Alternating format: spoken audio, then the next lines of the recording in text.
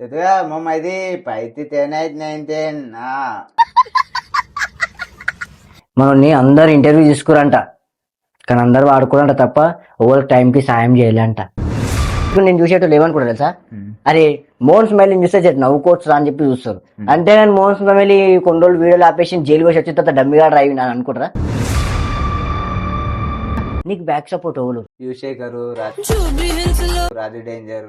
ఇప్పుడు కూడా చెప్తున్నా ఏంటంటే నా ఫేక్ ఐడి ఏ లంజోడు చేసుకుంటూ చింటుగాడు. చాలా మంది నాకు ఒకటే అడుగుతున్నారు, చింటూ నువ్వు కొట్టుకుంటావా?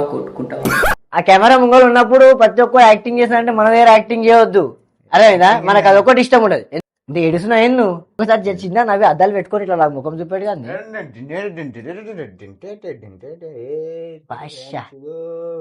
లంజడుగా నత్తి అన్నావు అనుకో, తీసేస్తా నా జేబులో నా కత్తి.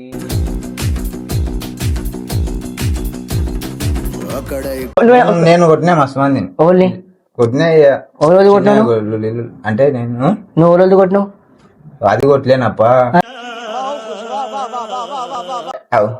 ఇది తీసేయి. రాజు డేంజర్ స్మైల్ నేను కొట్టిందంట కదా. అదే ఓ పల్తు రాజు డేంజర్ ఓ బుద్ధి కాండ్లోదా అట్లా మోహన్ స్మైల్ అంటే తెలియాలిగా. అలాగే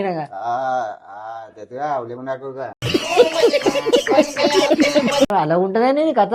చేను బయటికి చేను బయటికి చూడవా? క్రోమ్ లో చూస్తాను. చూస్తావా? ఇస్తావా అయితే బ్యాటింగ్? షార్ట్ ఫిలిం లేస్తే షార్ట్ వీడియోలు చేస్తాను అన్ని అవేనా నువ్వు అన్ని? వీడికే నా లైఫ్ బాగాలేదంటే కేసు అయ్యి మొత్తం ఎంత మీనికే తిన్నా అంత డౌన్ కైనా అని నాకు అనిపిస్తుంది. నేను చూస్తుంటే నాకు నెత్తి ఖరాబ్ అవుతుంది. ఎందుకు? సాయి ప్రసాద్ గారు చేస్తాడు.